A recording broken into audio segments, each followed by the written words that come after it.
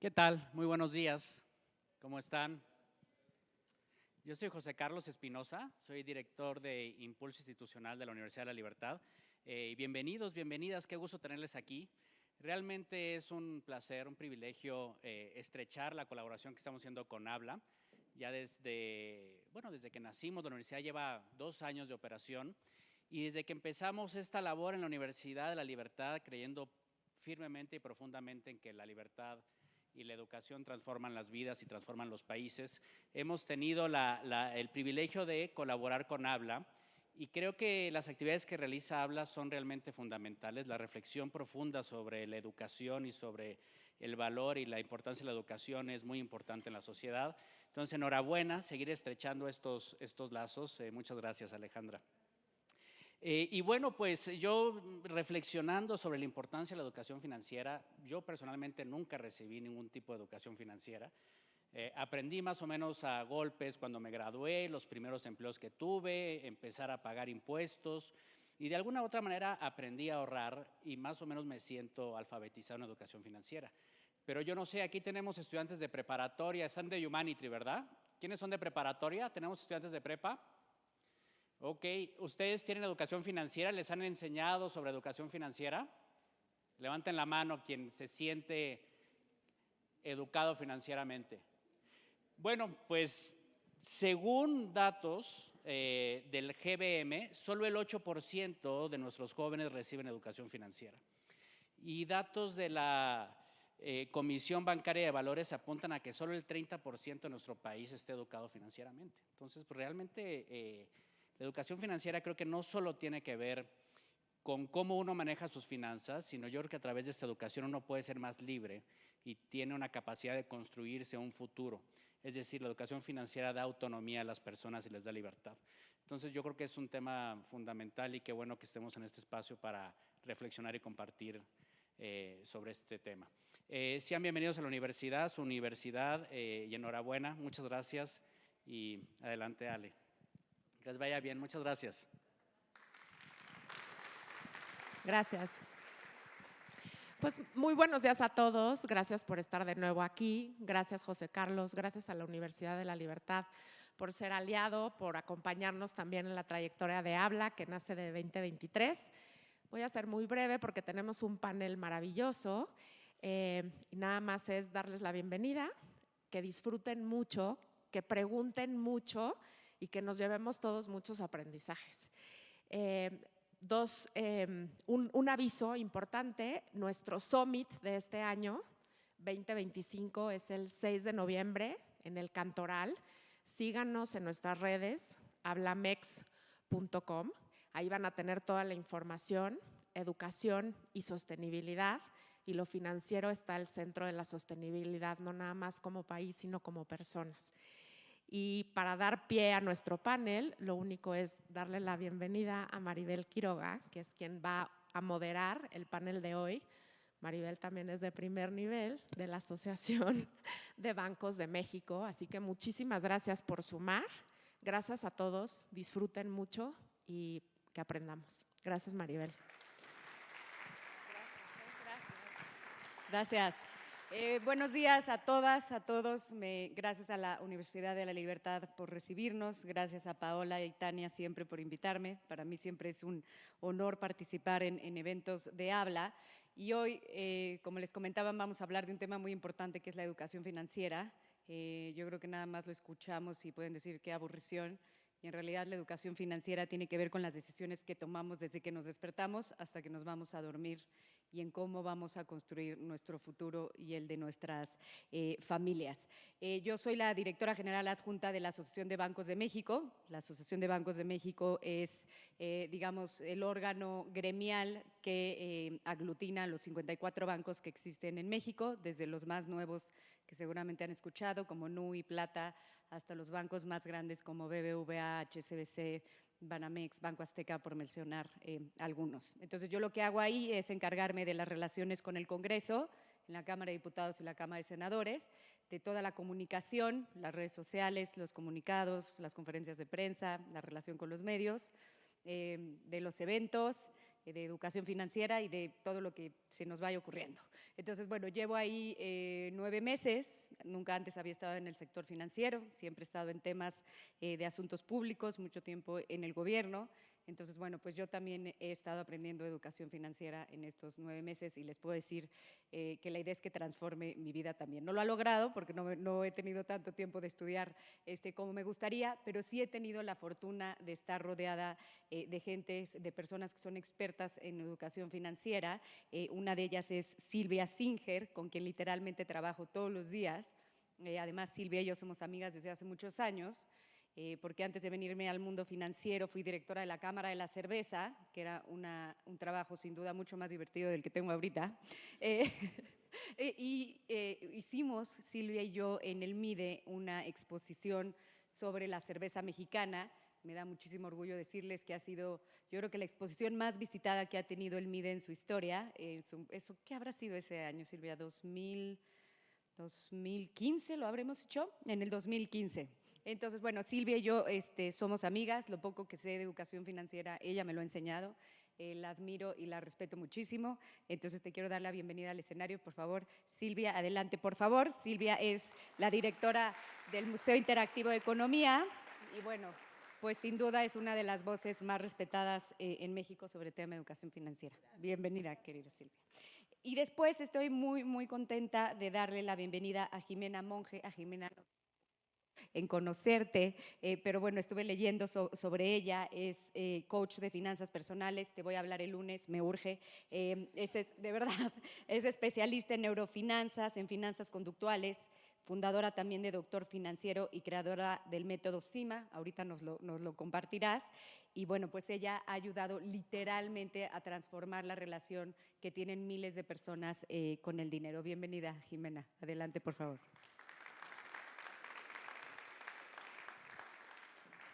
Y por supuesto, invitar por último a Guillermo Garrido, él es fundador de FinLink, apenas tuve el gusto de conocerlo en una videollamada hace un par de días. Él es ingeniero industrial con formación en Kellogg y Stanford, no más ahí, es emprendedor, es conferencista. Él lo que busca a través de sus pláticas, de sus talleres, es elevar el bienestar financiero y por lo tanto el bienestar personal de las personas y de las empresas, porque pues sí, son la cara de una misma moneda. Bienvenido, Guillermo, adelante, por favor. Entonces, bueno, pues ya estamos aquí, tenemos micrófonos por ahí y me gustaría empezar contigo, Jimena, y me gustaría hacerles la misma pregunta a los tres. Yo creo que podemos ir haciendo distintas dinámicas, pero creo que para el entendimiento de todos es, ¿qué es lo que te llevó a dedicarte a educación financiera? ¿Y por qué?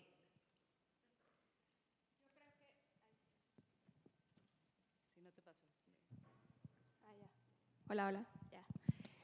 Yo creo que me acerco a la educación financiera porque veo que no hay. Porque cuando empiezo a querer empezar a hacer un ahorro, empezar a invertir lo poco que tenía, me doy cuenta que los que se hacen llamar asesores financieros muchas veces son más bien vendedores. Y yo quería a alguien que me dijera de forma independiente lo que realmente a mí me iba a funcionar, a mí me convenía, y no lo encontraba. Entonces, por eso decidí enfocarme en esta parte de la educación, de los cursos, de la consultoría, para poder dar este servicio independiente, ¿no? O sea, lo que realmente te va a convenir, no lo que le hace más dinero al banco. O alguien que te quiere vender un producto de inversión o un producto de ahorro. Creo que eso es… Un seguro de ahorro, exactamente, como llaman, ¿no? Creo que es una diferencia. Muy bien. ¿A ti, Guillermo? Bueno, primero gracias, muy honrado de estar acá, rodeado de chicas. Me toca en mi casa, bien. también aquí en estos foros, me encanta. Bueno, yo, como dijiste, Maribel, ingeniería industrial, pero mi vida siempre las matemáticas fueron como mi materia favorita. Entonces, desde que salí de la carrera, me dediqué a trabajar en temas de finanzas y a lo largo del camino, en 20 años que estuve trabajando en empresas corporativas, me di cuenta que la gente le costaba trabajo entender los números, ¿no? Y por más que uno hablara de un estado de resultados, de un balance general, de un flujo de caja, la gente se empezaba como a perder un poco en la terminología, sobre todo, ¿no? Y yo creo que los directivos y la gente corporativa lo hacía hasta más difícil, ¿no? O sea, como que daba acrónimos como para que la gente no entendiera, ¿no? Entonces yo dije, después de 20 años trabajando en el mundo corporativo, yo decidí emprender hace 7. Y lanzamos FinLink y lo lancé con el objetivo y el propósito de incrementar el IQ y el bienestar financiero de las personas y las empresas, muy impulsado por estas ganas de ayudar a la gente que estaba en las empresas a mejorar el entendimiento financiero, a hablarle con un lenguaje claro, a que pudieran entender realmente en un town hall, ahora le llaman all hands meetings, en unas juntas de resultados de una organización, qué se referían con rentabilidad, qué se referían con utilidad neta, el revenue, las ventas y todo esto. Pero me di cuenta que cuando empezamos a dar estos talleres de finanzas para no financieros, que todavía los hacemos, me di cuenta que el problema no estaba allí, el problema estaba más atrás. El problema estaba en el tema de las finanzas personales. Y pues cuando empezamos a hacer temas de finanzas personales llega la pandemia y nos encerramos todos también en casa y aproveché la oportunidad para empezar a hacer, y empezamos a hacer mucho contenido en FinLink de temas de finanzas personales, porque nos dimos cuenta que ahí, digamos, había un empujón más para poder entender lo otro que nosotros queríamos impulsar. Y después nos dimos cuenta que el problema no estaba ahí, que las finanzas personales no eran el problema, en la adultez por lo menos, ¿no? Sino que el problema venía de la niñez, de la infancia. Entonces nos empezamos a dirigir nuestro objetivo a empezar a capacitar, a educar financieramente a las niñas y niños de México y creamos un programa que se llama Money Squad, que le damos capacitaciones a niñas y niños para que aprendan desde la primera infancia a hablar de dinero, porque el dinero generalmente ha sido un tabú, ¿no? De hecho, se dice que hasta más allá de la sexualidad es más tabú el dinero que la misma sexualidad, ¿no? Entonces dijimos, ¿por qué? Hay que abrir el camino. Entonces, bueno, eso nos llevó también a este tema y cada vez más apasionados por ayudar a los demás. Y si nos vamos un poquito más atrás, el problema no está en la niñez, el problema está en la cultura y tal vez hasta desde la conquista o nuestros antepasados y todas las cosas de hábitos, pensamientos negativos y pensamientos y mentalidad que tenemos alrededor del dinero, de que si el dinero no crece en los árboles, de que si el que nació pobre es pobre, de que el que tiene dinero es malo, y todo eso es mindset, todo eso es creencia limitante. Y nos empezamos a trabajar, como también ahora me imagino trabaja Jimena en sus capacitaciones, con la parte de la psicología del dinero, ¿no? Con la parte del mindset financiero. Esa es la razón. Me encanta. Te vamos a buscar, Silvia y yo, por un montón de cosas que estamos haciendo juntas. Pero ahorita justo que dices ese tema de que no se podía hablar de dinero, ¿no? Como decían las abuelitas, que en la mesa no se hablaba de dinero, de religión, de sexo, ni de política. Entonces, ¿de qué hablamos, no? Verdaderamente. Entonces, creo que hay que empezarle a quitar al tabú en el tema del dinero, incluso al interior de las propias familias. Y Silvia, yo, quiero que también me ayudes a contestar esa pregunta, por qué decidiste dedicarte a ese tema, pero después la quiero ligar con, todos sabemos que el MIDE, el Museo Interactivo de Economía, ¿quién lo conoce de aquí, chavos? Levanten la mano. Bueno, pues ya los vamos a llevar al MIDE. Ahorita Silvia nos va a contar porque está a punto de reinaugurarlo, pero el MIDE, el Museo Interactivo de Economía, que se encuentra en el centro histórico, en un edificio verdaderamente espectacular. Ha sido pionero en México en promover la educación económica y financiera, no solo desde una visión muy incluyente, ciudadana, sino también lúdica. Entonces te quiero preguntar, ¿cuál ha sido para ti o cuál es el mayor desafío para que la educación financiera llegue a las familias, a los niños y a los jóvenes? Muchas gracias. Ni modo, yo quería contestar tu primera pregunta, nada más porque hay una cosa que se liga con esta. Yo no soy economista, yo soy bióloga y estudié biología y sigo amando la biología y a la ecología. Mi doctorado es precisamente en ecología, pero desde hace muchísimos años descubrí a los museos como un vehículo educativo muy importante. Y tengo muchísimos años trabajando en museos. Trabajé en museos de historia natural, de niños, de ciencias. Y de repente me topé con que estaban buscando, me invitaron, me entrevistaron, estaban buscando una persona que liderara un proyecto para hacer un museo de economía. Y va en mi historia personal está la respuesta, creo. Yo dije, qué horrible, ¿qué voy a hacer? Eso es espantoso, a nadie le interesa, a mí tampoco. ¿Qué tiene que ver la economía conmigo? Necesito la chamba. Entonces, dije, bueno, si he podido diseñar exposiciones de cosas de ciencia que tampoco son mi ámbito de experiencia, cuestiones sobre física complejas, en aquella época genómica que nadie había escuchado del tema, ¿por qué no voy a poder economía? Y yo soy muy, pues me gusta decir necia o perseverante, y entonces necesitaba la chamba, acepté la chamba, pero la verdad es que soy una persona que ha tenido mucha suerte. Jamás un proyecto tan serio, jamás un proyecto tan interesante. Y entonces cuando empecé a enfrentarme al proyecto, me pidieron un anteproyecto. Dije, a ver, ¿cómo le vamos a hacer? Usé mi metodología de trabajo y empecé a entrevistar a personas que se dedicaban a la economía y tratar de encontrar por qué les gustaba esa cosa tan horrible y qué podía yo comunicar de ese tema tan ajeno. Y la verdad es que me pasó lo mismo que me ha pasado todas las veces que hago proyectos de divulgación. Encuentras la pasión por la que la gente hace las cosas. Y la economía, me decían aquellas personas, es increíble, entrevisté personas de muchos lugares diferentes y había un denominador común. La economía es la ciencia de la toma de las decisiones, y cuando la gente sabe cómo tomar decisiones, cambia su vida. Y ellos decían, nosotros como economistas, nuestro trabajo cambia la vida de los demás. Eso me dejó sorprendida, dije, ¿cómo? ¿Qué es eso?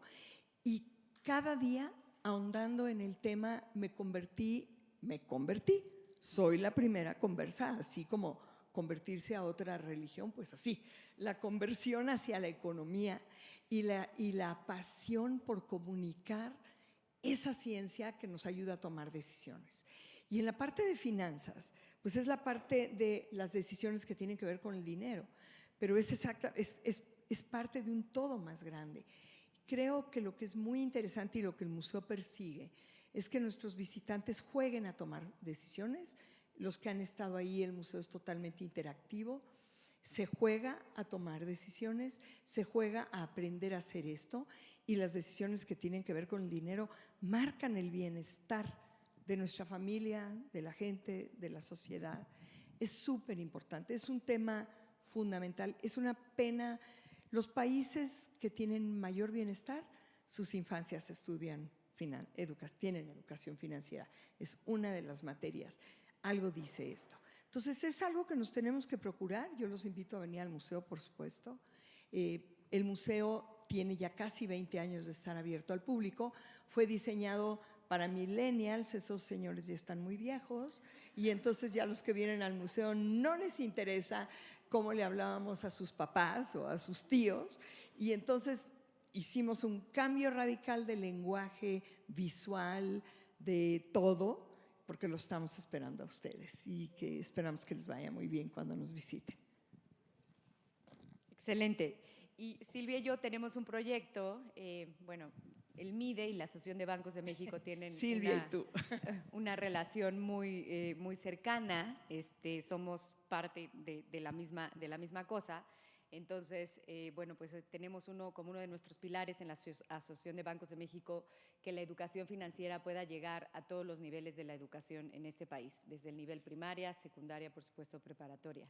Y yo no sé si han escuchado, pero ya que salen de la universidad, uno se da de golpes y dice, ¿por qué no me enseñaron una materia que se llamara SAT? Nada más, SAT, ¿no? Para aprender a pagar impuestos, para entender cómo funciona ese tema tan complicado. Entonces, bueno, pues nosotros esperamos, Silvia y nuestros equipos, que podamos hacer una enorme diferencia y que en los conceptos de la nueva Escuela Mexicana de Educación podamos incluir asignaturas, proyectos o como sea que se le denomine, que contengan conceptos de educación financiera para que desde pequeños los niños puedan entender conceptos tan básicos que pensamos que entendemos, como el ahorro, como la inversión, como el interés compuesto. O sea, yo tengo 47 años y mi jefe, que es el presidente de la Asociación de Banqueros, el otro día hablándome del interés compuesto, hasta que le dije, no sé qué es el interés compuesto. Entonces, no estoy entendiendo nada de lo que me estás diciendo. Entonces, ya me explicó, entonces ya le hace a uno mucho sentido. Jimena, y quiero ir contigo con algo que me parece sumamente apasionante, ¿no? Tú hablas de algo que no solemos asociar, digamos, de manera intuitiva, pero que tiene que ver con el dinero y las finanzas, con las emociones y los hábitos. Me parece fundamental que hables de esto y me gustaría que nos explicaras cómo es que tú hiciste este link, digo, que puede, ahorita que lo menciono, pues eso evidentemente básico, pero no lo solemos relacionar. ¿Nos puedes contar de esto? Sí, claro. Yo llegué primero a las finanzas personales sin un enfoque claro de finanzas conductuales y emociones. Entonces yo daba mis cursos, daba consultas, daba planes financieros, daba talleres en empresas. Hacíamos un plan financiero y pues yo le estaba diciendo ahí a la persona o a la pareja exactamente qué tenía que hacer. O sea, le estoy diciendo, a ver, estás ganando esto, ahora entonces vamos a gastar así. Digo, claramente porque ellos me decían que les interesaba gastar en eso, ¿no? No me lo inventaba yo. Pero le estoy diciendo exactamente cómo lo va a hacer, dónde va a ahorrar, dónde va a invertir. Y llegaba un mes después a darle el seguimiento y pues, ¿qué pasó? Pues nada, pues que no lo hice. ¿Pero qué no ibas a ahorrar? Sí, pero pues es que salió otra cosa, o es que no supe cómo, o es que, o sea, siempre había algo que hacía que el plan no funcionara. Y entonces dije, ¿cómo? O sea, ¿por qué? Está aquí el plan, ¿por qué no funciona? ¿No?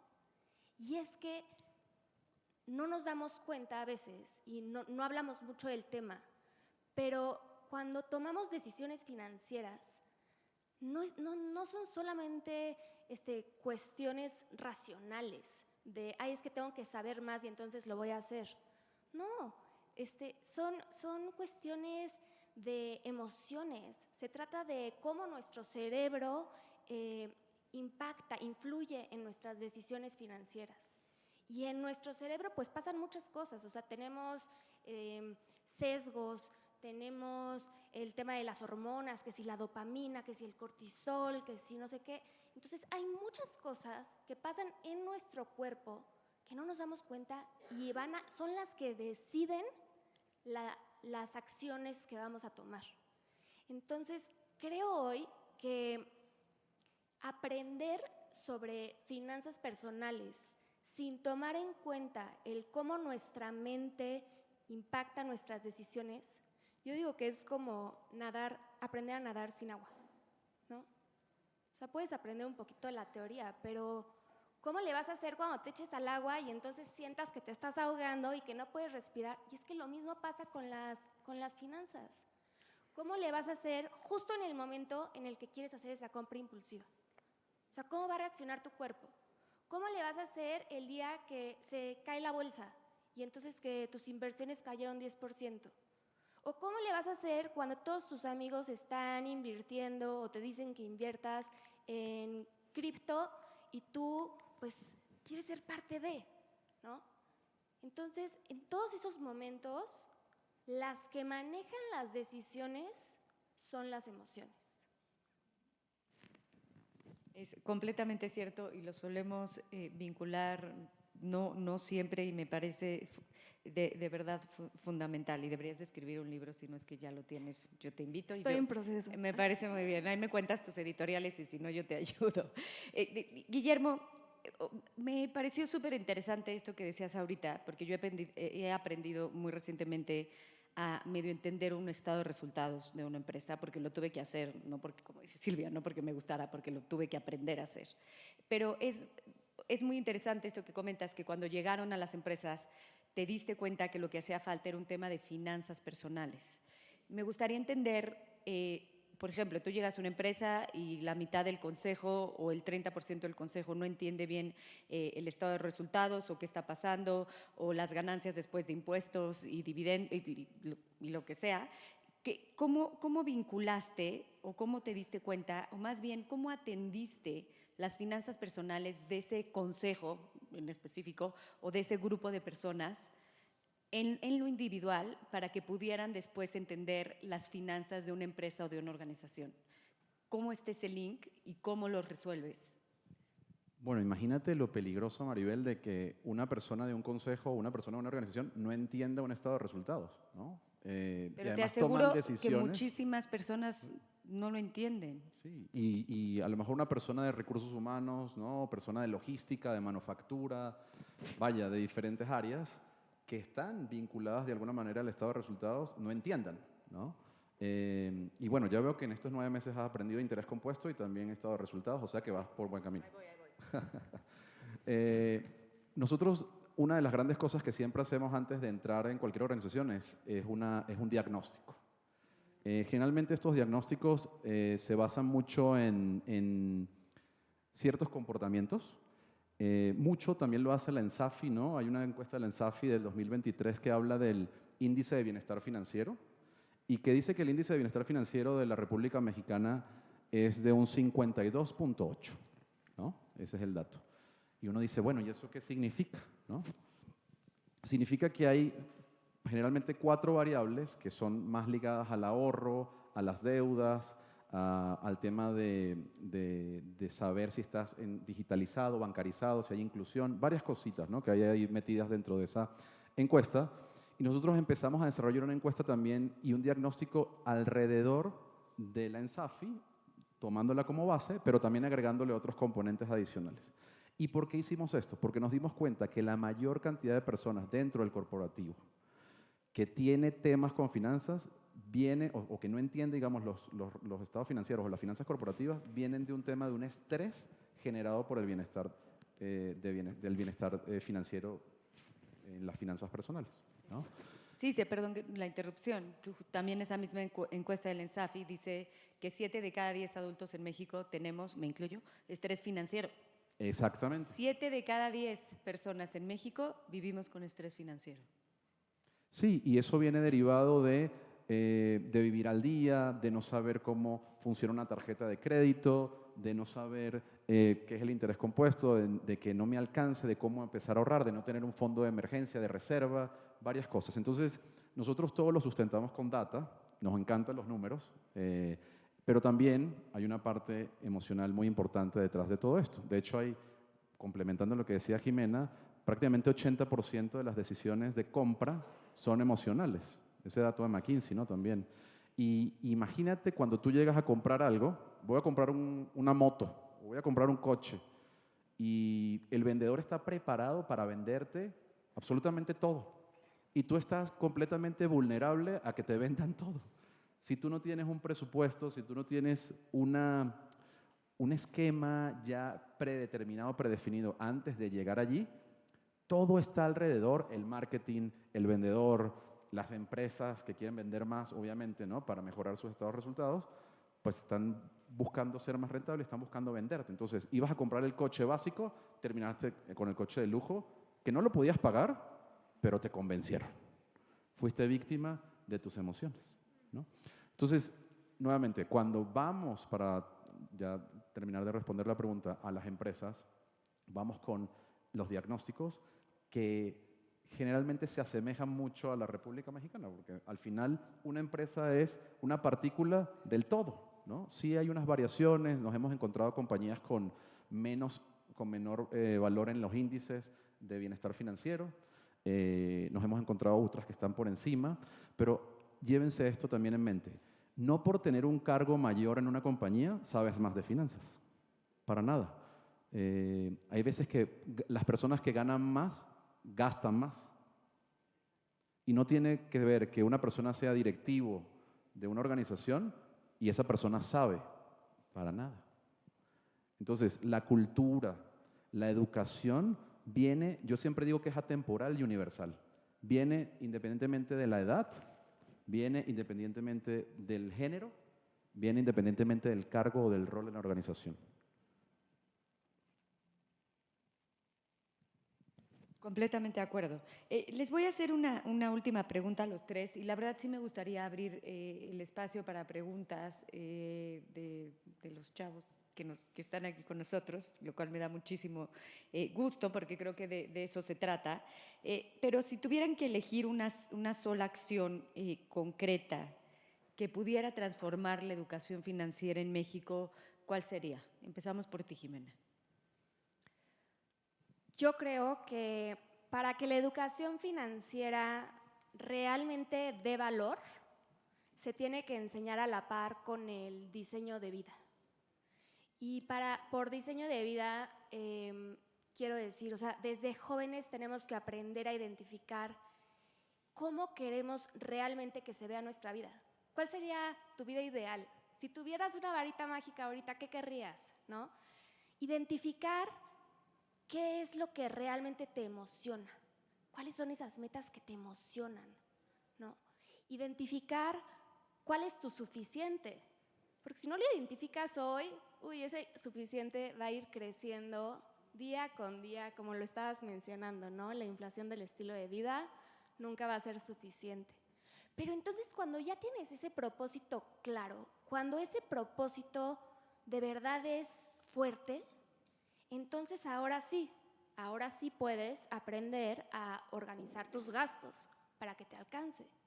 Ahora sí puedes aprender dónde te conviene ahorrar, dónde te conviene invertir. Porque la verdad es que no conozco a nadie que quiera presupuestar por el gusto de hacerlo. No, lo hacemos porque queremos algo más. Pero si tú no tienes claro ese algo más, cambiar tus hábitos va a ser muy difícil. Claro, y no hay que verlo como… el otro día lo platicábamos con el presidente de la CONDUCEF, que es la Comisión Nacional de Servicios Financieros, si no estoy… Sí, ¿no? Para el consumidor. Bueno, hablo con ellos todos los días. Por ejemplo, un pequeño anuncio, la próxima semana tenemos la Semana Nacional de Educación Financiera, es en el Monumento a la Revolución. Los invitamos a todos, es de 9 a 6 de la tarde. Ahí les pueden enseñar conceptos muy importantes. Pero platicaba justo con el presidente de la CONDUCEF, con Óscar Rosado, y me decía que cada vez que él dice la palabra ahorro a los jóvenes, los pierde, ¿no? Se van a su happy place o agarran el celular. Y justo lo que estás diciendo hace muchísimo sentido, porque si en lugar de pensar en ahorro como esta figura abstracta, piensas en tu sueño. ¿Cuál es tu sueño, no? Y tu sueño puede ser comprarte un coche, irte de vacaciones, tener una casa de campo.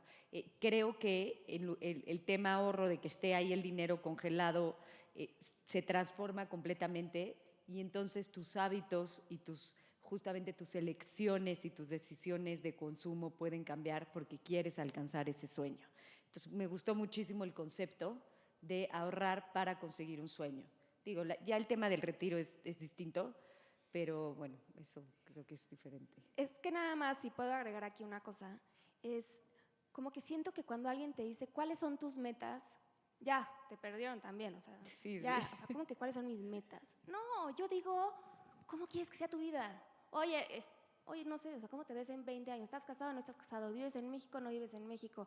Oye, ¿trabajas en una empresa o no? ¿O tú trabajas por tu cuenta? No sé, oye, ¿tienes un coche o eres más bien de, no sé, vivir en la ciudad más tipo Condesa y agarrar la bici y caminar? ¿Cómo es tu vida? ¿Te ves viajando o no te ves viajando? O sea, a mí no me hables de cuál es tu meta de aquí a 5 años. No, platícame tu vida. Dime qué te emociona. Dime qué te motiva. Porque cuando tú te aprendes a conocer y entonces conoces cuáles son las cosas que a ti te impulsan a gastar, pero también conoces cuáles son las cosas que te motivan a posponer ese placer, ¿no? Por algo más importante. Yo quiero saber qué te mueve. ¿Qué te mueve? Y creo que eso es lo que es diseñar tu vida. Y diseñar tu vida no es solamente cuestión de cosas. Oye, ¿de quién te ves rodeado? ¿Cuáles son tus relaciones? ¿No? O sea, hay más cosas alrededor de una vida. La vida no es el dinero, ¿no? Pero sí hay que usarlo como una herramienta para mejorar esas otras áreas. Sí, me encanta. Muy bien. Silvia. Fíjate que para mí lo que es muy interesante, digo, ojalá todos pudiéramos tener solamente, hay mucha gente que tiene necesidades muy básicas y hay casas, y yo creo que muchos de nosotros hemos estado en algún momento ahí, donde los recursos son muy escasos. Y creo que lo que es interesante, y creo que el cambio podría venir, de hablar precisamente de dinero en la casa, en esa mesa, de hacer la planeación financiera algo de la familia. Y esto tiene que ver con muchas otras cosas de cómo podemos visualizar la vida en familia. La familia es realmente una comunidad. No tenemos que reproducir ese modelo donde la familia tiene un jefe o un ser supremo y unos esclavos debajo. Yo creo que somos comunidades y cuando en la familia se puede vivir decidiendo todos, compartiendo todos, el ambiente es distinto. Y si lo piensan desde el punto de vista de las mujeres, fundamental. Fundamental. O sea, no es el esposo, el papá, el hermano mayor el que tiene la información financiera, somos todos. Yo creo que es muy importante buscar un ambiente familiar y promoverlo, porque nadie tiene que dictarlo. Yo creo que todos podemos poner un granito de arena en nuestra familia, en donde podamos hablar de muchas cosas libremente.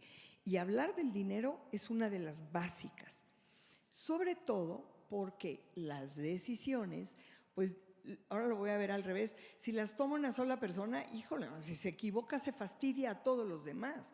¿Por qué no tomamos las decisiones juntos? El dinero es una cosa muy complicada, el dinero es poder. Y por eso mucha gente no dice cuánto gana, no dice dónde tiene el dinero, no dice qué puede hacer con su dinero. Si nosotros podemos ir abriendo esa llave, o si vamos a formar una familia o una comunidad y podemos abrir esa puerta de compartir cuáles son nuestras necesidades, cuáles son nuestros deseos, qué queremos hacer juntos y cómo distribuimos nuestros recursos, eso es fundamental. Claro, los temas específicos tendrían que estar en la escuela, me parece importantísimo. Pero la primera es decidir juntos en la casa y que todo mundo pueda ser parte de esa decisión. A mí cuando me dicen, es que los niños piden y quieren comprar todo, bueno, pero ¿por qué no les platicas cuál es la limitante que hay en la casa para comprar todo? Y entonces cuando hay un poco de dinero que vamos a decidir, que vamos a destinar a diversión o a algo diferente, y si lo decidimos entre todos, nadie va a estar presionando. No sé, se me ocurre, hoy, este mes tenemos tanto para disfrutar X cosa, pues es mi cumpleaños, ¿qué tal que lo decido yo? Y el mes siguiente es tu cumpleaños, que esta vez lo decidas tú. Creo que es muy importante abrir en familia el tema del dinero. El dinero tiene en México, es terrible lo que pensamos del dinero. Fíjense, cuando íbamos a empezar a diseñar el MIDE, yo dije, vamos a conocer a la gente para la que vamos a diseñar, porque a mí también me gustan mucho los números y hacemos mucha investigación y estadística. Y entonces nos dimos cuenta que la mayor parte de los mexicanos, no importa cuánto dinero tengan, porque estas encuestas se hicieron en Perisur o en Santa Fe o en el mercado de la colonia, la que se les ocurra. Estuvimos por todas partes. La gente dice, el dinero es malo, el dinero corrompe, el dinero es sucio y el dinero es de los ricos. Todos dicen eso, todos decimos eso, está muy mal. El dinero, la verdad, es un medio de cambio, es una forma de poder cambiar mi trabajo por los satisfactores que necesito. Viajes o leche o agua, no importa.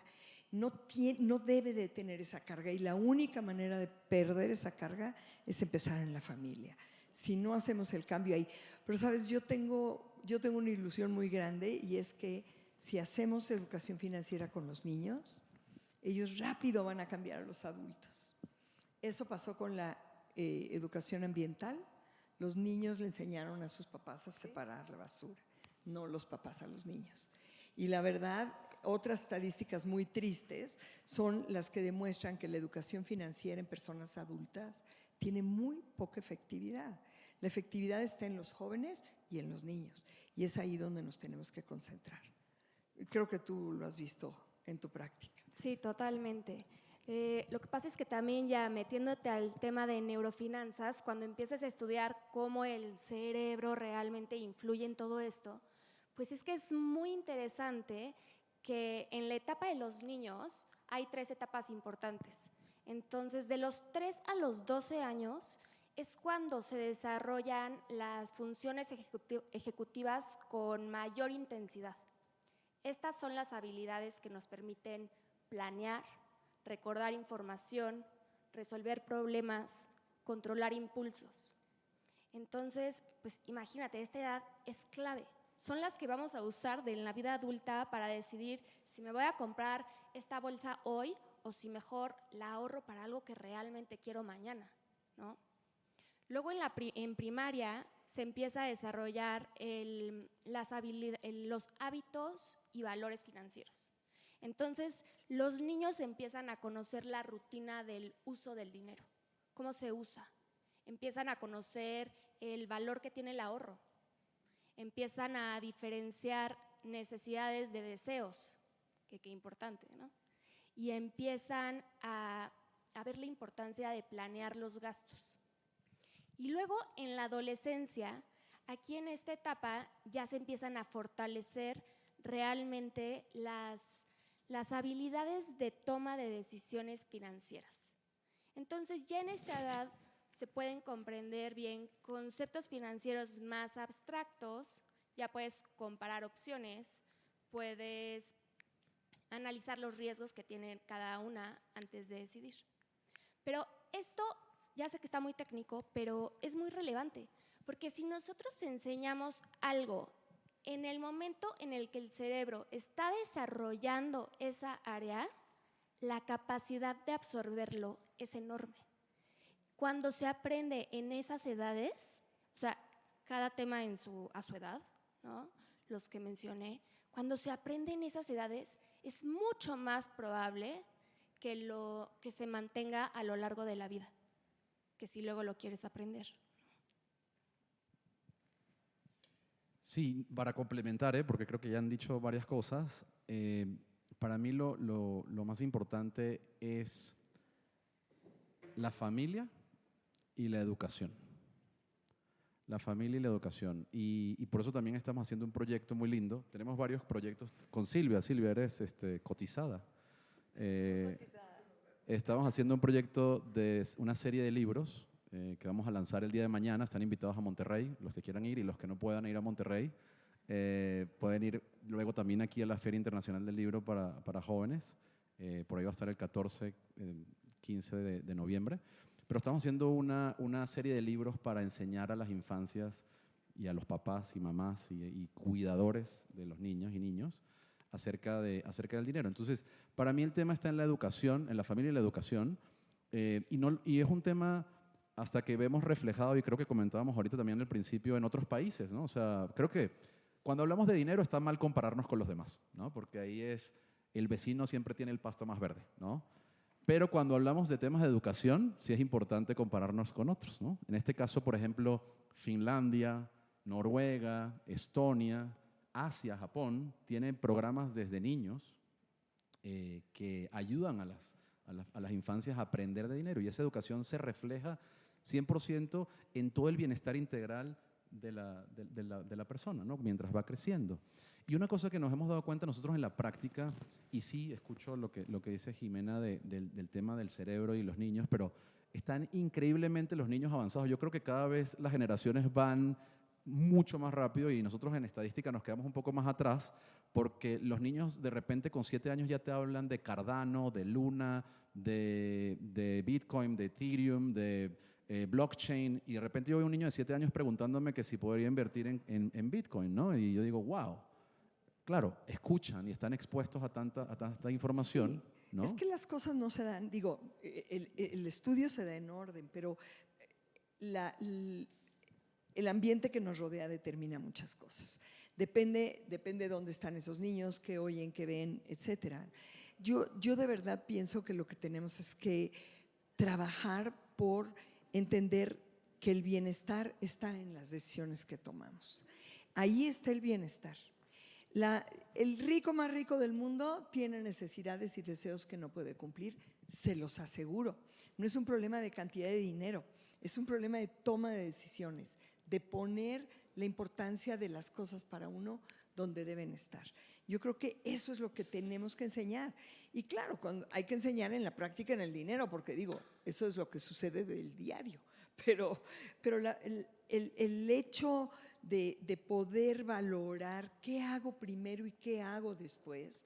Y como decías, Maribel, esa frase que dijiste al principio era la entrada del museo cuando iniciamos, ¿no? ¿Qué haces cuando te levantas en la mañana?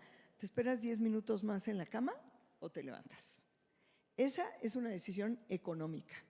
Tu recurso escaso es el tiempo y estás decidiendo cómo usarlo. Si te levantas en ese momento, pues a lo mejor hasta desayunas y puedes tomar el transporte que te cueste menos dinero. Si te echas otros 10 o 15 o 20 minutos, ya andas en friega y no vas a llegar a tiempo y tu recurso escaso, que es el tiempo, lo perdiste. Y esas similitudes son muy importantes. Es muy importante que la educación financiera haga referencia a otros aspectos de la vida también, no solamente el dinero. Y entonces el dinero pues ya es como que un resultado de la misma cosa. Y cuando vemos el tiempo reflejado en el interés compuesto, ahí es donde hace Ahí todo es donde sentido, se hace ¿no? compuesto, o sea, si empiezas ¿verdad? a los 10 o a los 15, en vez de empezar a los 45, ¿no? Pues ahí ya le ganaste un poco al interés Te voy a compuesto. decir una Bastante. cosa que por la audiencia que tenemos me encantaría. La gente dice, ¿cuándo hay que empezar a ahorrar para el retiro? No, pues ya cuando esté grande, ¿no? O cuando gane mucho, o cuando. La verdad es que hay que empezar cuando tienen la edad de ustedes, cuando tienes tu primer trabajo, ese día.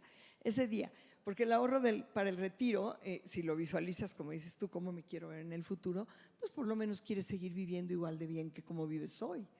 Y eso no se logra si no le metes al ahorro, porque no hay magia. Yo digo, el ahorro es una cuestión difícil y la situación que hablamos de cómo hay mucha influencia social es fundamental. Y esa es una ciencia muy nueva, digo, tú eres muy joven, pero la verdad, cuando yo empecé el museo, los economistas me decían que tomábamos decisiones racionales. Esa era la estructura de la enseñanza de la economía y las finanzas. Y es hasta hace muy poco que la economía del comportamiento nos hace pensar que no podemos ahorrar, pues porque quiero tu celular, porque quiero traer los zapatos, qué bonitos, esos son los que yo quiero tener, porque quiero que en mi fiesta haya tal o cual. Y eso es lo que no nos permite ahorrar. Yo creo que lo que tú dices es muy importante. Hay que verlo grande. Sí, completamente. Y yo nada más diría dos cosas de esos 10 minutos en la cama. Hay una autora que se llama Mel Robbins, yo no sé si la conocen, si no la conocen, conózcanla, síganla. Tiene un libro muy bueno que se llama Let Them, seguro les va a gustar, pero antes de eso escribió otro libro que existe la teoría del 5-4-3-2-1, ¿no? Cuando no quieres hacer algo, lo que sea, pararte por un vaso de agua, levantarte por primera vez en la cama, ir a correr. Yo hoy verdaderamente fui a hacer ejercicio y fue un suplicio de absoluta disciplina y tuve que decir 5-4-3-2-1 y haces las cosas, ponerte a estudiar, leer un libro, apagar la tele. Entonces usen el 5-4-3-2-1 y levántense y hagan lo que tengan que hacer. Eso es una cosa que a mí me ha servido muchísimo. Y dice que el tema del contar al revés es porque ya no tienes más opción. No es Ya lo no hay mismo opción. 1, 2, 3, 4, 5 Si que no te 5, 4, sigues 3, 2, 1, se claro, acabó. se acabó. A menos que vaya 0, -1, -2, ¿no? Entonces, bueno, ese es un muy buen consejo, muy práctico. Muchas gracias, Silvia, Jimena, Guillermo. Felices de estar aquí. Y no sé, chavos, si quieren hacer alguna pregunta, si tengan dudas, aquí estamos a sus órdenes. Aprovechen a nuestros panelistas expertos en este tema que será absolutamente fundamental para todas y todos ustedes. Hola, buenas tardes o días, ya no sé qué son, ya casi tardes. Gracias por la conversación, porque además creo que también a mí me llega profundo. Yo también soy una fanática de la educación y mi proyecto tiene mucho que ver con temas de propósito, pero esta es una opinión que también quisiera saber ustedes qué piensan y qué arreglarían, que tiene que ver con que hoy parece que el dinero es el fin y no el medio. ¿A qué me refiero? que las decisiones que tomamos en torno a cómo acumulamos riqueza, cómo utilizamos nuestros recursos para apropiarnos y con eso demostrar poder y control, también nos evita tomar decisiones en pro del bienestar colectivo. Si estuviera en sus manos, ¿qué cambiarían para que hoy la sociedad trabajara en cómo repartir esas riquezas para que todos tuviéramos una mejor calidad de vida? Gracias.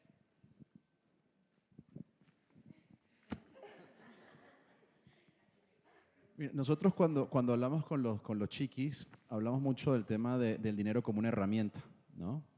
Yo creo que, nuevamente, como decía Silvia y Jimena, el dinero ha estado relacionado mucho al tema del poder, ¿no? Sin embargo, si nosotros mismos en casa, nuevamente empezando por la familia y por el núcleo, empezamos a hablar desde otro lugar, en donde el dinero es una herramienta, porque hay una parte muy interesante que cuando le preguntamos a los niñas y niños acerca de, oye, ¿qué puedes comprar con el dinero? Y te empiezan a decir, una muñeca, un balón, una bicicleta, un monopatín eléctrico, una casa, pagar el servicio de luz. Puedes comprar varias cosas, pero hay cosas que no puedes comprar también. Y esa es la segunda pregunta. ¿Qué no puedes comprar? La salud, el amor, los amigos, la felicidad. Y resulta que para el propósito, ¿qué suma más? ¿Lo primero o lo segundo? Entonces, para mí va en torno a eso, ¿no? En cómo nosotros abordamos la conversación en casa, cómo abordamos nosotros esas conversaciones sencillas del día a día en donde no tenemos que ocultar si en este mes el presupuesto no da para una cosa u otra, porque además eso genera otras conversaciones súper poderosas, ¿no? Que después abren otros caminos en la relación con los niños. Yo tengo 2 hijas, Martina y Emilia. Martina tiene 11 y Emilia tiene 9. Y Martina en el 2021 me dijo, papi, tú le enseñas a todos de educación financiera y a los chiquis no nos enseñas. Y ahí fue cuando hicimos el clic entre lo que estábamos haciendo y dijimos, no, es que hay que empezar desde allí. Y por Martina, mi hija, empezamos a dar Money Squad también. Entonces, yo creo que los niños no hay que subestimarlos, ¿no? Y ahí están, o sea, las preguntas son poderosísimas. Los voy a invitar a todos cuando puedan a ir a una charla con niños, son las mejores de todas. Porque ahí te vas a dar cuenta de también enseñarle a ellos que el propósito está en hacer cosas que los hagan felices también en el día a día. Porque resulta que también nosotros desde generaciones atrás empezamos a trabajar en cosas porque teníamos necesidad de hacerlo, ¿cierto? Y unos de nosotros encontraron la magia en el camino y otros no tanto. Entonces, ¿cómo podemos hacer para que los niños y niñas sientan y sepan que haciendo las cosas que les gustan y que los hacen felices también pueden hacer dinero? ¿Por qué no? Hola, en mi casa las 2 frases eran 3. El dinero es lo más sucio que hay, el dinero no se recoge en maceta y el dinero no se recoge con pala. ¿Qué piensan de esas frases?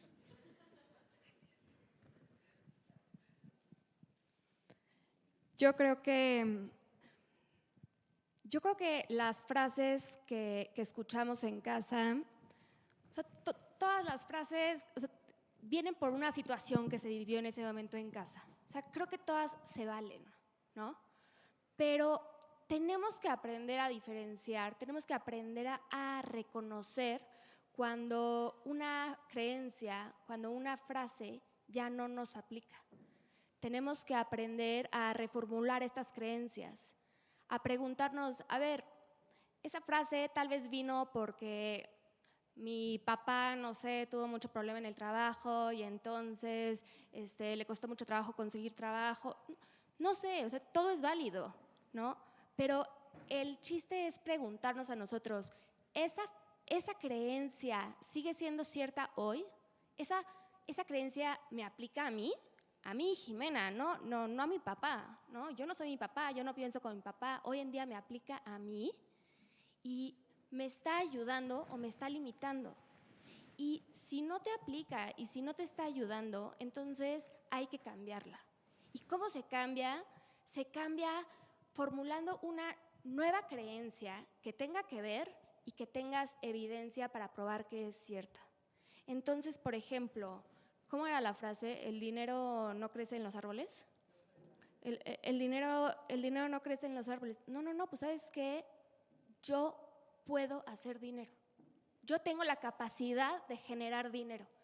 Y Y entonces digo, es que sí es cierto, porque fíjate que la semana pasada me contrataron para dar un curso increíble, lo di, fue un exitazo y me pagaron muy bien. Esta es una evidencia de que mi nueva creencia es cierta. No me estoy inventando aquí y decir, no, mi nueva creencia es… Me voy a sacar el melate. Me voy a sacar el… No. Algo cierto, algo que yo pueda ponerle una evidencia y entonces decirle a mi cerebro, ve como sí es cierto, ¿no? Y así cambiamos creencias. Justo hablando de creencias, o sea, creo que muchísima gente y la cultura, más o menos en México, piensa con carencia. Y al comprar, o sea, hablando del dinero, piensa con carencia. Y justo, o sea, replantarnos y preguntarnos si yo quiero pensar así, si no, y intentar nadar, o sea, como que contra la corriente, porque siento que es mucho también de esa generación. O sea, sí, es cuestionarnos y todo, pero nos podrían dar como un tip de, no sé, leer algún libro que nos sirva, algo que se quede más, que no lo tengamos que estar como practicando, o sea, todo el tiempo de que yo no pienso así, porque también siento que es como un hábito que, o sea, se puede quedar, pero muy fácil también se puede ir y podemos como que irnos también con la corriente de seguir pensando así. Mira, yo sí creo que una vez al mes hay que tener una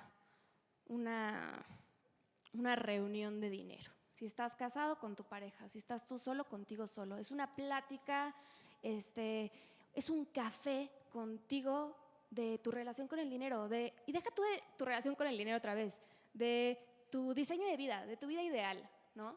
Entonces es como un check-in de, ok, ¿quién soy yo? ¿Dónde estoy? ¿A dónde quiero ir? ¿Cómo voy? ¿No? ¿Cómo voy en mi camino? ¿No? No te estoy diciendo que este es un café para que tu presupuesto, y yo la verdad es que no soy muy creyente de hay que hacer presupuestos, pero bueno, otro día les platico, ¿no? Pero sí tener este contacto, esta relación contigo mismo, un café, te digo, esto tiene que ser divertido, o sea, tú tienes que hacerlo y decir… Ese café, ese Starbucks que ya no me compro porque ya decidí que no vale la pena, pero la verdad es que me encanta. Bueno, ese es el que me voy a comprar el día que haga mi café con el diseño de mi vida. Háganlo padre, que les emocione, dense un premio. Y entonces ya que lo estás haciendo ahí, ¿sabes qué? Sí se vale recordar entonces ahí esas creencias. Sí se vale decir, oye, a ver, demuéstrame otra vez, Jimena, cómo esta creencia sí es cierta. Y entonces vas a volver a decir, no, es que esta creencia de escasez, que pues ya la había yo cambiado porque yo no vivo en la carencia y no vivo en la escasez, y yo tengo la capacidad y soy suficientemente inteligente y soy suficientemente movida y todo para generar y para construir y para darle valor a la gente, ¿no? Y entonces vuelve a escribir una prueba de por qué tú tienes esa capacidad. No necesito que repitas como merolico el yo soy suficiente, yo soy suficiente, yo soy suficiente. No, quiero que te pruebes que eres suficiente. Yo te puedo recomendar un par de libros que a mí me han gustado mucho. Hay unos que son más más hacia la infancia. Uno se llama It Is Not What You Got, del Dr. Wayne Dyer. Es un libro muy interesante. Y hay otro, bueno, hay un libro que tiene sus adeptos y no tanto, ¿no? Que es el de Padre Rico, Padre Pobre. Sobre todo él, ¿no? Como autor, ¿no? Robert Kiyosaki. Pero son libros muy sencillos que puedes conectar mucho con los conceptos que vienen allí y puedes aprender muchísimo de eso, ¿no? Sobre todo porque lo hablan en un lenguaje que es un lenguaje sencillo. Y a partir de mañana, más allá de la alcancía, que es el libro de nosotros, de Finanzas para Infancias, también podrías escucharlo, leerlo. Eso lo pueden leer prácticamente todos, niños y adultos. Y nada más hacer una acotación de las frases, porque en la pregunta venía el tema de que el dinero es sucio, ¿no? Pero tú hablaste de ultra sucio, algo así, ¿no? O sea, era lo más sucio. ¡Wow! Y yo me quedo pensando, claro, uno cuando bueno, primero que los billetes, no sé si sabían que los billetes de México son una obra de arte, ¿no? O sea, son hermosos los billetes de México. Y los billetes de México y las monedas, cuando uno las agarra, uno como adulto, lo primero que le dice al niño es, agarraste dinero, lávate las manos, ¿no? Pero hay veces que nos subimos al metro o al camión o al coche o le damos la mano a 20 personas y no le decimos, lávate las manos, pero si agarraste el billete, sí, lávate las manos, ¿no? Hay una connotación física con el tema de que el dinero pasó por muchas manos y que ahorita está sucio y por eso es que te tienes que lavar las manos, ¿no? Pero también hay otras ocasiones de la vida en donde tocamos cosas que están más sucias y no nos las lavamos, ¿no? Entonces, yo creo que ahí hay un tema de creencia, ¿no? Que va atado a temas de hábitos y de percepción, que definitivamente queda en nosotros cambiarla, ¿no? Empezando por empezar a tocar los billetes, ¿no? Que hay billetes que son diferentes a otros, verlos, ¿no? Ver los animales, los monumentos, todo lo que viene, digamos, en nuestros billetes y en nuestras monedas, que son un patrimonio de México, ¿no? Y la aplicación del Banco de México, no sé si la tengan, si no, bájenla, chavos. Hay una aplicación, le ponen Banco de México billetes y con todos los billetes nuevos los ponen la cámara de la aplicación encima de sus billetes y se mueve el billete. Tiene como temas. Tiene animación. Tiene animación. Es lindo. Bájenlo. Fíjate que yo pienso que lo que no tenemos es que darle valor moral a las cosas que no tienen valor moral.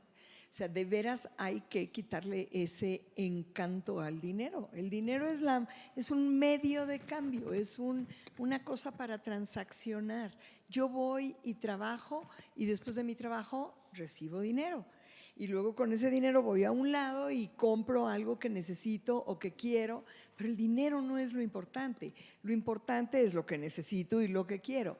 Lo importante es lo que puedo producir, lo que implica mi trabajo, el impacto que mi trabajo puede tener. Tenemos que resignificar nuestras vidas. Yo sé que yo trabajo en educación financiera, pero me encanta decir que el chiste no es el dinero. El chiste es poder tomar decisiones a tu favor, para ti. Claro, el dinero es lo que contamos. Fíjense que hay una cosa muy interesante y yo creo que los que hacemos educación financiera tenemos un reto muy grande ahí. Siempre nos hemos apoyado en que el dinero es físico y que la gente que no tiene mucha educación lo que hace es separa en trastecitos o en sobres y dice este es para pagar la renta, este es para ir al mercado, este es para tal o cual. Pero el dinero cada vez debería de haber menos dinero circulante. En México es terrible, seguimos siendo una sociedad que necesita tener el dinero en la mano. Hay muchas sociedades que ya no hay dinero circulando en la calle y eso es mucho mejor. La verdad, en México es terrible, nos pagan, por ley tienes que recibir tu sueldo en una tarjeta de débito y la mayor parte de los mexicanos hacen fila el día 15 para retirar todo el dinero del cajero y tener el dinero en efectivo. Tenemos que resignificar todo eso. Sí, por eso también parte de los pilares estratégicos de la Asociación de Bancos de México es justamente un tema de digitalización y bancarización. O sea, países como Brasil, como India, bueno, han hecho esfuerzos en los últimos 5 años que han transformado la economía y han retirado el efectivo, pues literalmente de las calles. Pero fíjate qué interesante en términos de educación, porque entonces ya no es algo que te puedes imaginar, es algo que está metido en una tarjeta y puede ser mucho o puede ser poco. Y eso a mí me parece fascinante, ese es nuestro próximo proyecto. ¿Cuál es tu personalidad cuando trabajas con los medios digitales? ¿Gastas diferente cuando compras en Amazon que cuando compras en una tienda? ¿Piensas en tu dinero diferente cuando lo tienes en la mano o cuando sacas la tarjeta? Es muy interesante porque el descontrol, la falta de racionalizar el acto es muy importante. Y ustedes, estoy segura, espero, van a vivir en una sociedad sin dinero físico y hay que aprender a pensar en eso. El dinero no tiene valor moral, el dinero es una forma de transaccionar, lo importante son sus proyectos y sus planes. Yo creo que eso es muy, muy importante y entonces ya lo puede uno ver de otra manera, ¿no? Tenemos varias preguntas, entonces no sé si les parece, si las pasamos y ahorita contestan todas al final para que alcancen a preguntar todas las personas que quieren preguntar o quieren ir uno por uno. ¿Todas? Ok. O sea, es que justo en mi clase de economía estábamos viendo la irracionalidad de los humanos cuando compran. Y mi pregunta era que a pesar de que en el mercado, o sea, tenemos toda la información sobre los productos que compramos, ¿por qué es que seguimos comprando lo que pensamos que es lo que nos conviene cuando en realidad no es lo que financieramente nos conviene? Yo tengo otra duda. Como emprendedores, sobre todo aquí los estudiantes de la UL, estoy aquí por si me están buscando. Hola. Como estudiantes y emprendedores, muchas veces no tenemos ingresos comprobables. Recientemente intenté sacar una tarjeta de crédito y ¿qué creen? Me la rechazaron. ¿Cómo mejoro mi puntaje crediticio? Y prefiero preguntarle a ustedes en lugar de ChatGPT porque como que no me quedó muy claro. Entonces, pues esa es mi pregunta.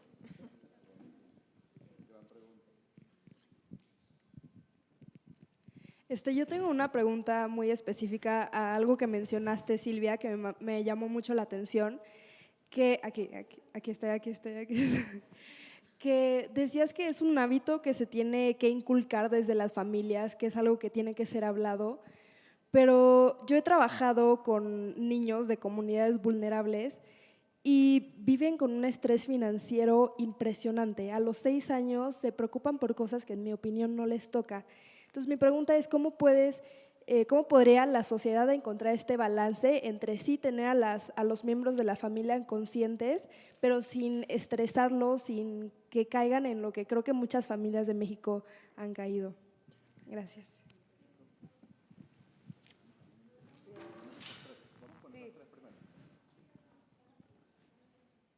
Yo les quería preguntar cómo, o sea, dicen que entre antes aprendamos de la educación financiera mejor. ¿Cómo podemos aprender de educación financiera si no nos lo enseñan en la escuela? Bueno, ¿empezamos por ahí? Sí, yo creo que está bien esas 4. Sí, yo creo una- que sean 5 y ya cerraríamos porque van a dar 12:30. Es una más. Ajá. ¿Ok? Sí. Adelante. ¿Yo? Tú. Hola, yo tengo 3 preguntas. La primera es, bueno, si cada quien quiere alguna. La primera es, ¿cuál sería una buena opción de inversión para principiantes?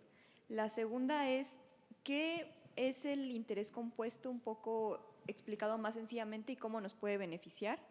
Y la tercera es, ¿qué porcentaje de tus ahorros ¿qué porcentaje de tus ingresos recomendarían guardar para ese estilo de vida o así? Gracias. Y mi pregunta sería, hablando de esto de la educación financiera, ¿cómo puedo yo llegar con mis papás y preguntarles, oye, ¿cómo haces tú? ¿Cuánto ganas? ¿Cuánto haces con tu salario? ¿Qué haces cómo haces un presupuesto? Y pues para mí siento que eso sería una buena manera de empezar, pero la verdad no sé cómo llegar con ellos y decirles sin que me digan de que no, de eso no se habla o eso no te toca a ti todavía. Muy bien. Si quieren, empezamos. Yo quiero contestar la pregunta de allá arriba que hiciste, que cómo sabes lo que te conviene comprar y lo que no, porque está todo ahí en el mercado a nuestra disposición, ¿no? Yo creo que muchas veces compramos por un tema de vanidad, porque creo que esa marca es lo que me conviene traer porque entonces me voy a ver más cool. Puede ser así de simple, pero muchas veces es así. Y otra vez una persona que se dedica a educación financiera me dijo que la diferencia entre tus ingresos y lo que tú gastas es el tamaño de tu ego. Y me pareció muy importante, porque si lo piensas es, no sé, yo gano 100 pesos, pero entonces quiero o asumo tener una vida que me cuesta 150 pesos. Esos 50 pesos de diferencia que me gasto y con los que me endeudo a través de una tarjeta de crédito, lo que sea, eso es un tema de vanidad y de ego. Entonces, es profundo, pero es muy bonito entenderlo, porque te das cuenta que realmente eso que crees que necesitas, en realidad no lo necesitas. Y es justamente, como bien decían Jimena y Guillermo, el saber y la importancia de diferenciar desde la edad que ahorita tienen entre necesidades y deseos. Yo tengo un hijo que tiene 17 años y el domingo me dijo, oye, es que no sé si quiero tener hijos. Le dije, bueno, pues ya tú sabrás, es tu decisión. Me dijo, no, es que salen muy caros. Le dije, pues no, pues imagínate lo caro que me sales tú. Pero entonces un poco es, o sea, que él empiece a hacer conciencia de cuánto se gasta y de por qué lo gasta, ¿no? Pues un poquito lo que yo respondería sobre la primera pregunta. La segunda, si ustedes quieren contestar, ¿cómo puede adquirir una tarjeta de crédito siendo estudiante? Es una gran pregunta, porque te digo, no nada más pasa en la vida personal, sino también le pasa a las empresas. Tú hablaste que eres emprendedora y una cosa eres persona física y otra cosa es persona moral. También a las personas morales les pasa eso, ¿no? Que no tienen historial crediticio. Entonces, ¿qué es primero, el huevo o la gallina? O sea, oye, yo quiero, pero no tengo, ¿cómo hago? Oye, es que ni siquiera estoy en el buró de crédito. No, es que no he pedido nunca un crédito. Denme la oportunidad, ¿no? Para mí la respuesta, digo, no es única, sino que es un tema complejo en donde todo el tema de los bancos ya se está dando cuenta que no nada más hay un solo camino. Creo que tradicionalmente había una forma de construirlo, pero ahorita ya hay diferentes nuevas avenidas como las fintechs, ¿no? Que puedes abordar, ¿no? Entonces, ahorita mencionaba Maribel en su presentación al principio que hay bancos como Plata, bueno, entidades financieras como Plata, como Nubank y todas estas nuevas Spin y todas estas nuevas compañías que no son, Confío también, ¿no? También está en Monterrey y hay nuevas formas de buscar opciones, no en las tradicionales. Entonces yo te diría, como consejo, digo, no te puedo decir si sí o si no te la van a dar, pero que empieces a tocar puertas que no son las puertas convencionales.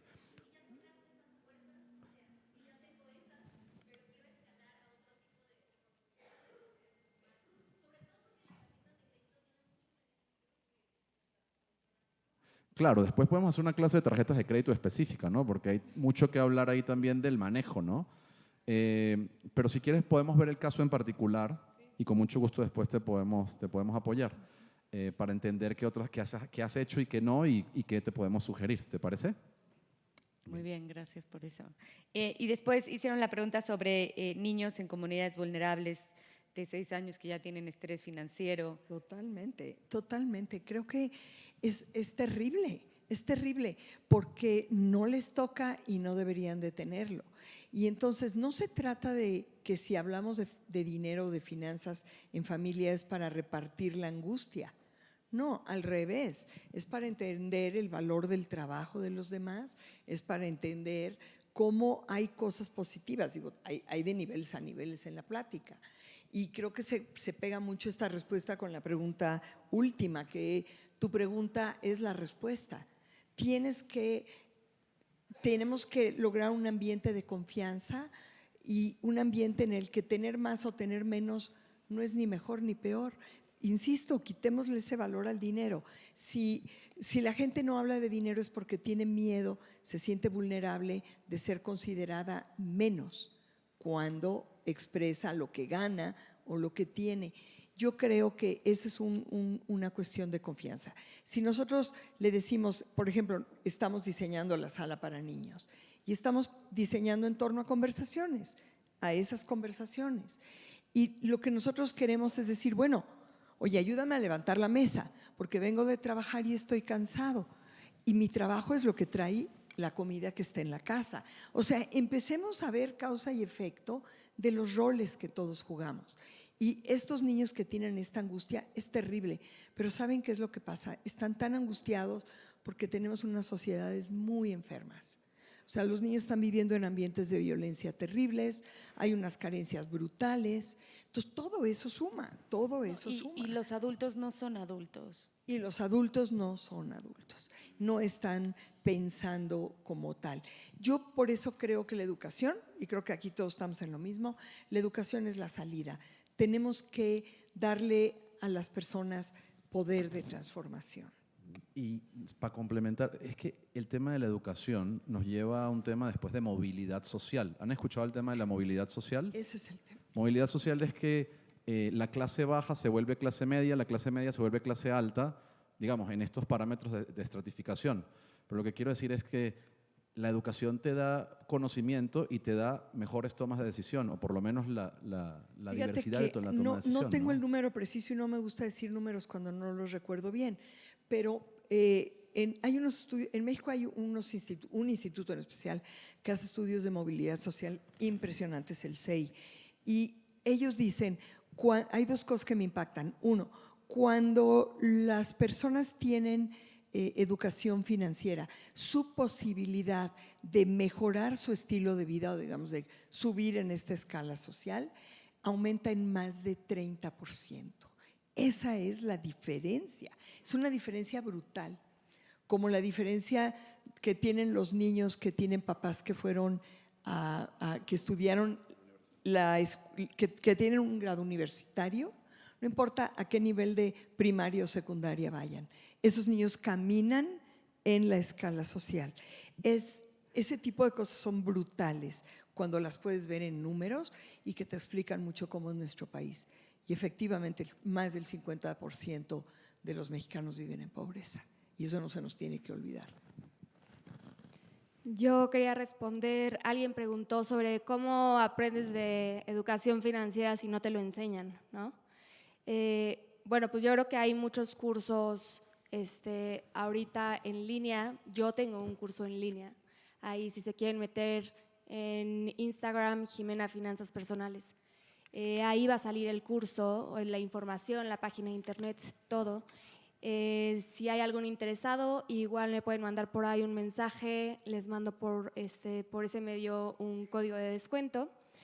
Pero creo que sí nos toca a nosotros buscarlo. El problema es que yo también he visto que hay muchos cursos como muy genéricos, ¿no?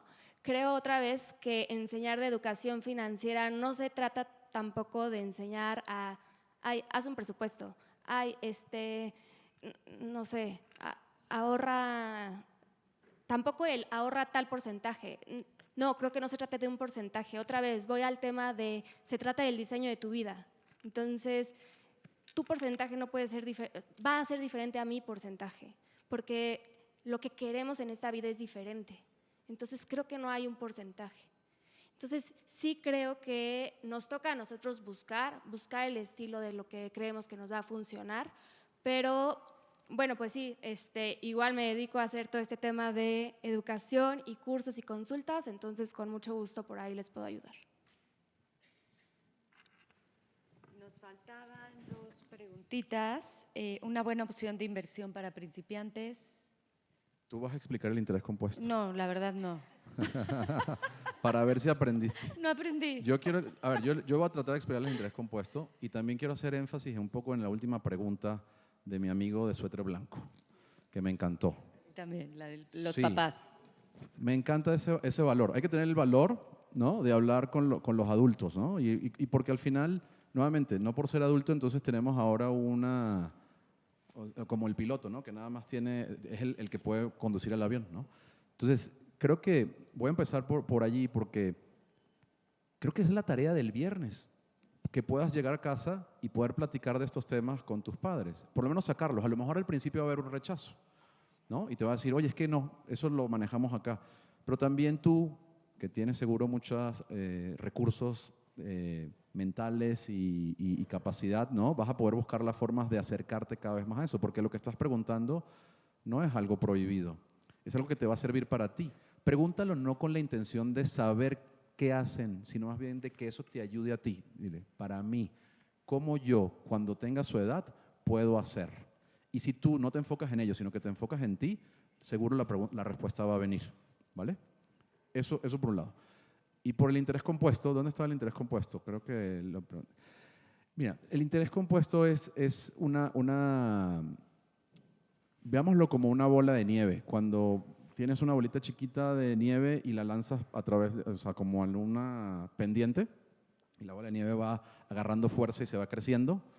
Digamos que así es el interés compuesto. ¿Qué significa el interés compuesto? Imagínate, tú tienes 100 pesos y esos 100 pesos, en vez de dejarlos bajo el colchón, que lo hace prácticamente el 80% de la población, lo inviertes en un instrumento financiero, que después vamos a hablar de los tipos de instrumentos financieros, pero empezando por los CETES, por el tema de los bonos del tesoro, por temas de pagares bancarios y después en la bolsa, índices y otras tantas cosas, ¿no?, que podemos charlar.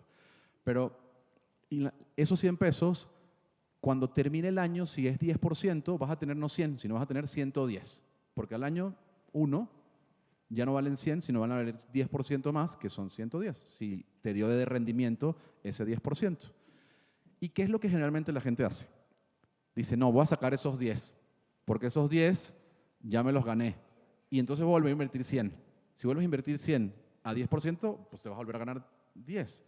Pero la intención aquí, la clave, no se lo digas a nadie esto. Bueno, más bien, sí, díselos a todos. Es la octava maravilla, dice Warren Buffett, que no saques los 10 pesos, que los dejes ahí. Y entonces ahora el 10% no se calcula sobre 110. Sobre 100, perdón, se calcula sobre 110.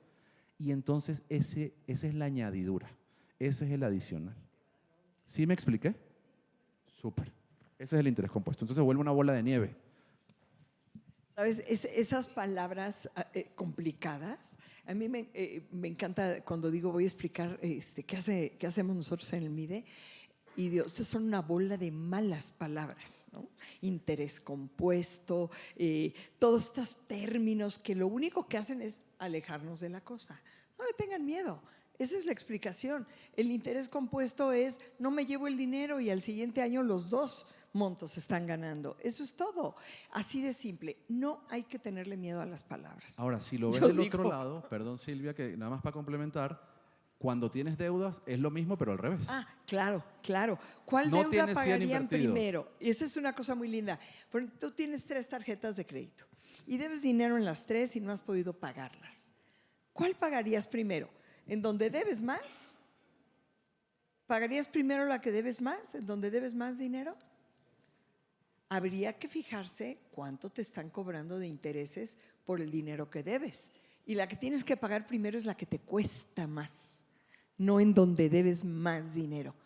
Y es justo el interés compuesto al revés. Exacto. Es muy bonito. Si puedo decir una cosa que para mí fue un descubrimiento personal y me encantaría compartirlo, la diferencia entre el crédito y el ahorro es una parte de educación financiera mágica muy linda. Fíjense, se las cuento es así porque es una imagen que a mí me gusta. El ahorro es el dinero que tengo hoy, pero que puedo planear o necesitar gastar mañana. Por eso lo tengo que poner aparte, porque lo tengo hoy, pero lo voy a usar después. Puede ser una emergencia, hay que ahorrar para las emergencias o para un proyecto. O sea, el dinero que tengo hoy, que gasto después, se llama ahorro. El dinero que necesito hoy, pero estoy seguro que puedo tenerlo mañana, ese se llama crédito. Tomo el dinero hoy y lo pago mañana. Entender esa diferencia te puede ayudar a planear muchísimas cosas. Sin duda. Y hay muchos vehículos financieros para eso, para ahorrar. Yo, por ejemplo, tengo una cosa que se llama PPR, que es un plan personal de retiro, pero ahí como el dinero se queda y me los van a dar hasta los 65, ya no falta tanto, ¿no es cierto? Hacienda me da un premio por ahorrar, entonces hace que pague anualmente menos impuestos. Entonces hay que encontrar los mecanismos que nos pueden ayudar ahí también a beneficiarnos en ese sentido. No, el otro día, justo, digo, esto es nada más una anécdota, pero justo me hablaron de Galloso que si quería un plan para cuando me muriera y todas esas cosas, ¿no? Yo le dije, no está en mis planes. Pero entonces en una mesa, en una comida en la oficina empezamos a hablar, aquí está Ivette conmigo, de cuánto te cuesta ahorita morirte y que te entierren, no sé, en un lugar como Galloso o el Panteón Francés. Y aunque ustedes no lo crean, tiene un costo aproximadamente de entre 250 y 300 mil pesos. Si tú contratas un plan de entierro para ti y una persona más y te cargan a tu tarjeta de crédito mensualmente 1,200 pesos, lo terminas pagando en cuestión de 3 años. Entonces es algo, luego ya nos reímos porque entonces una tía de nuestra jefa se llevó el ataúd que ves que te cobran y luego te dicen que lo van a donar. Y ella estaba tan enojada que le había salido tan caro el ataúd que la señora se lo llevó a su casa. Y ahora cada vez que alguien se muere, les presta el ataúd. Entonces nos traía verdaderamente botadas de risa. Pero bueno, es un ejemplo de que Las emergencias ahí están, de que tenemos que tener un fondo de emergencia. Jimena, seguramente valdría la pena que nos platicaran todo esto en una sesión, desde cómo funciona una tarjeta de crédito hasta cómo podemos aprender a ahorrar en un tema de inversiones y todos estos mecanismos financieros que van a estar y ya están a su disposición y de los cuales tenemos que aprender a usar. Y pues muchísimas gracias a la Universidad de la Libertad por habernos invitado. Por supuesto a Paola, a Tania, siempre estoy muy feliz de participar con Habla, y gracias a Silvia, a Jimena, Guillermo. Jimena, te voy a llamar el lunes, y les agradezco a todos aquí. En la asociación estamos para ayudarlos, se pueden meter a la página. En el MIDE, ya nada más que abra sus puertas nuevamente, también los vamos a invitar. Podríamos hacer una visita, Silvia, si te parece bien. Gracias a todos y muy, muy feliz fin de semana.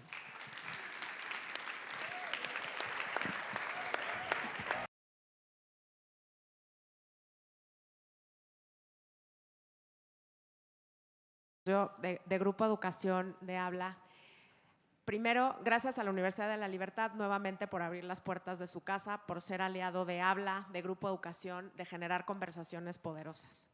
Gracias, Maribel, por las preguntas, por por provocar una conversación y una reflexión. Gracias, Silvia, Jimena y Guillermo. Creo que este fue un foro, le llamémosle de educación financiera, pero más bien es de toma de decisiones y de abrazar que aprender no es a partir de que si no aprendimos o no nos enseñaron en kinder o en primaria o en el nivel en el que estemos, vamos tarde. No vamos tarde, se aprende todos los días. Es un foro de aprendizaje, un foro de toma de decisiones, y aunque no tengan hoy una tarjeta, estoy seguro que todos de aquí tenemos un algo. Nos lo pueden dar nuestros papás o no, lo podemos generar o no. ¿Qué queremos hacer con eso que hoy tenemos enfrente? ¿Qué queremos hacer con los 100 pesos? ¿En qué tiendita o no ubicarlo? En fin, es un aprendizaje continuo, nunca es tarde. Se aprende de todo, de la escuela, de tu familia, de donde vives, ¿no? Entonces aprendemos, como decimos en Habla, a lo largo y ancho de la vida todo el tiempo. Entonces agradecerles a ustedes por las preguntas, agradecerles por regresar la teoría o los conceptos complicados al terreno de a pie, a la cotidianeidad, que ahí es en donde se dan las cosas.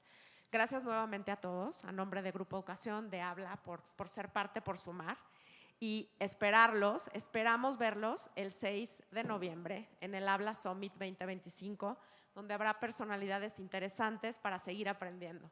Salman Khan, estará Otto Scharmer, estará Cristina Rivera Garza, unas conversaciones poderosas para seguir reflexionando, para seguir aprendiendo. Es una inversión aprender, es una decisión. Nadie nos puede quitar eso, nadie nos va a quitar, nos podemos quedar sin trabajo, pero lo que aprendemos y el encontrar ese sentido de propósito de qué queremos hacer nosotros con eso que tenemos, con lo que hoy podemos, es importante. No pierdan ese contacto y agradecerles otra vez. Gracias, gracias infinitas a todos.